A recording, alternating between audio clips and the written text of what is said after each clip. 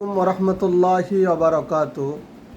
বন্ধুরা, নিরস্ত্র নিরীহ ফিলিস্তিনবাসী তথা গাজাবাসীর উপর বিশ্ব মানবতার জন্য হুমকি ইহুদিবাদী ইসরায়েল কর্তৃক চলমান নৃশংস বর্বরতার বিরুদ্ধে ইমানি দায়িত্ব পালন করার জন্য প্রতিবাদের অংশ হিসাবে আগামী 12 এপ্রিল রোজ শনিবার বিকাল 3টায় শাহবাগ টু সোহরাওয়ার্দী উদ্যান মার্চ ফর গাজা কর্মসূচি অনুষ্ঠিত হতে যাচ্ছে।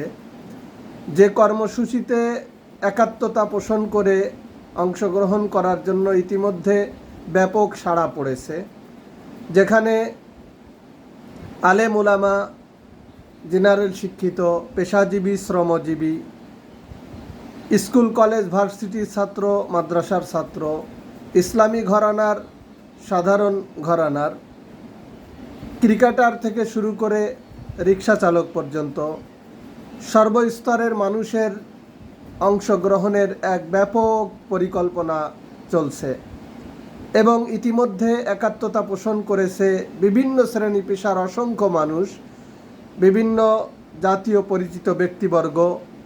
এটি আর কোনো নির্দিষ্ট গণ্ডির কর্মসূচি নেই, সকল স্তরে ছড়িয়ে পড়েছে। এমনকি বিধর্মী যারা আছে আমাদের দেশে, সচেতন বিধর্মী মানবিক যারা, তারাও এই কর্মসূচিতে একাত্মতা পোষণ করেছে।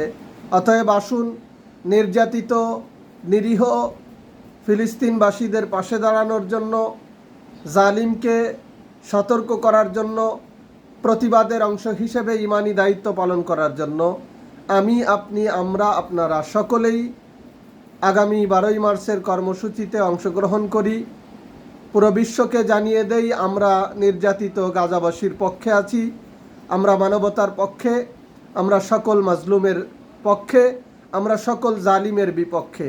তাই আসুন আমরা সকলে অংশগ্রহণ করি মার্চ ফর গাজা কর্মসূচিতে। পুরো দেশ সেখানে ঐক্যবদ্ধ হবে, পুরো জাতি সেখানে ঐক্যবদ্ধ হবে, পুরো জাতি সেখানে অংশগ্রহণ করবে। তাই আমি, আপনি ঘরে বসে না থেকে আমরাও অংশগ্রহণ করি।